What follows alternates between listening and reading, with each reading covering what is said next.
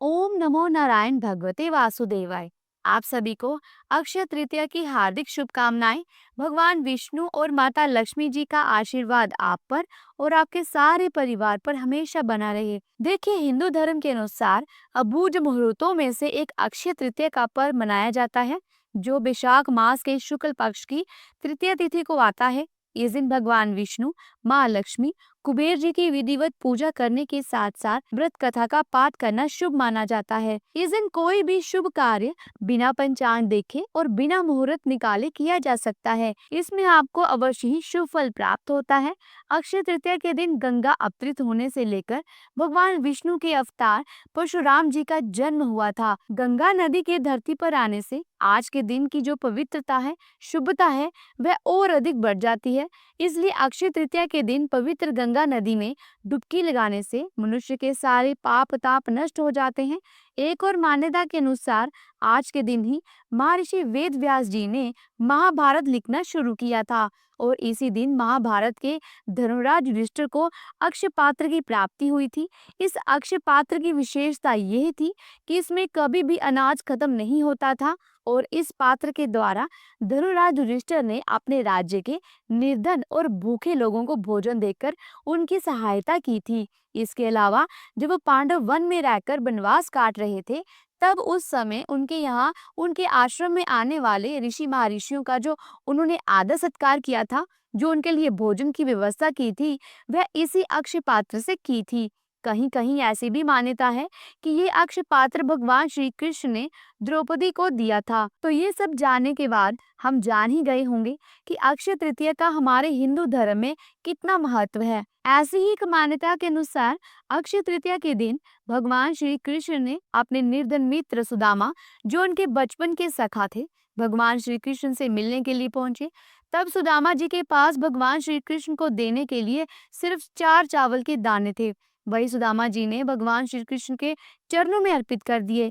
परंतु अपने मित्र और सबके हृदय के जानने वाले अंतर्यामी भगवान श्री कृष्ण सब कुछ समझ गए और उन्होंने सुदामा की गरीबी को दूर करते हुए उनकी झोंपड़ी को महल में बदल दिया और उन्हें सब प्रकार की सुविधाओं से संपन्न बना दिया। तब से मान्यता है कि अक्षय तृतीया पर किए गए दान का महत्व और भी अधिक बढ़ जाता है। जैसा कि आपको मैंने पहले बताया है कि अक्षय तृतीया के दिन भगवान विष्णु और माँ लक्ष्मी जी के साथ साथ कुबेर देवता की भी पूजा की जाती है और इस दिन आप अपने सामर्थ्य के अनुसार कुछ ना कुछ दान अवश्य करें। आज के दिन जो लोग केवल पूजा पाठ करते हैं, उन्हें भी व्रत की कथा पढ़नी या सुननी चाहिए। इसका कई गुना पुण्य प्राप्त होता है और जो इस कथा को दूसरों को सुनाता है, उसे भी इस कथा का कई गुना पुण्य प्राप्त होता है और भगवान विष्णु और माँ लक्ष्मी जी के आशीर्वाद से उनके घर में सदा बरकत बनी रहती है, सदा धन के भंडार भरे रहते हैं। तो इस दिन आप विधिवत पूजा पाठ करने के साथ कथा पढ़कर या सुनकर अंत में आरती अवश्य करें। आइए सुनते हैं अक्षय तृतीया पर सुनी जाने वाली कथा। पुरानी कथा के अनुसार प्राचीन काल में एक धर्मदास नामक वैश्य था।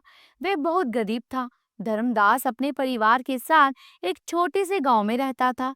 गरीब होने के कारण परिवार के भरण पोषण के लिए चिंतित रहता था। धर्मदास बहुत ही धार्मिक प्रवृत्ति का व्यक्ति था।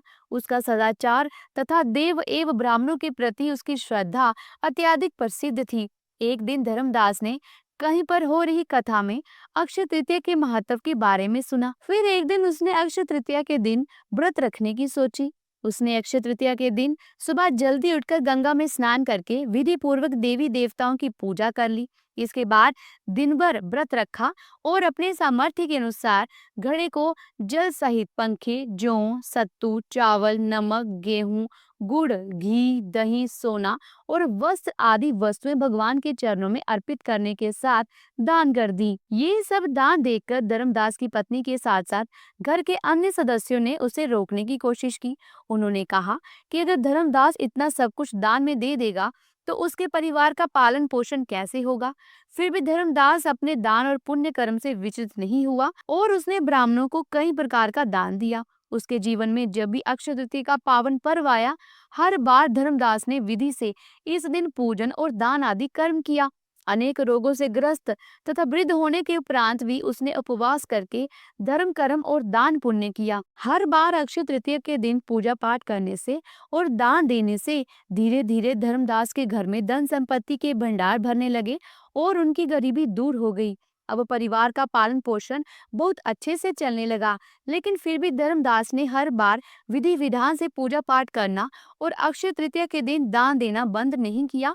और फिर इस जन्म के पुण्य प्रभाव से धर्मदास ने अगले जन्म में राजा कुशावती के रूप में जन्म लिया। वह इतना धनी और प्रतापी राजा था कि त्रिदेव तक उसके दरबार में अक्षय तृतीया के दिन ब्राह्मण का वेश धारण करके उसके महायज्ञ में शामिल होते थे। अपनी श्रद्धा और भक्ति का उसे कभी घमंड नहीं हुआ। वह प्रतापी राजा महान एवं वैभवशाली होने के बावजूद भी धर्म मार्ग से कभी विचलित नहीं हुआ। जैसे भगवान ने धर्मदास पर अपनी कृपा की, वैसे ही जो भी व्यक्ति अक्षय तृतीया के दिन इस पावन कथा को पढ़ता है, सुनता है या दूसरों को सुनाता है और विधि विधान से पूजा और दान आदि करता है, उसे अक्षय पुण्य और यश की प्राप्ति होती है। तो दोस्तों, ये थी अक्षय तृतीया पर सुनी जाने वाली कथा। उम्मीद करती हूँ कि आज की ये कथा आपको अच्छी लगी होगी।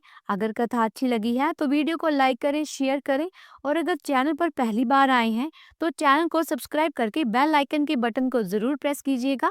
इससे ये होगा कि जो भी नई वीडियो मैं अपलोड करूंगी वह सही समय पर आप तक पहुंच जाएगी। और वीडियो को अंत तक देखने के लिए आपका बहुत बहुत धन्यवाद। जल्दी मिलती हूँ एक नई धार्मिक भरी वीडियो के साथ।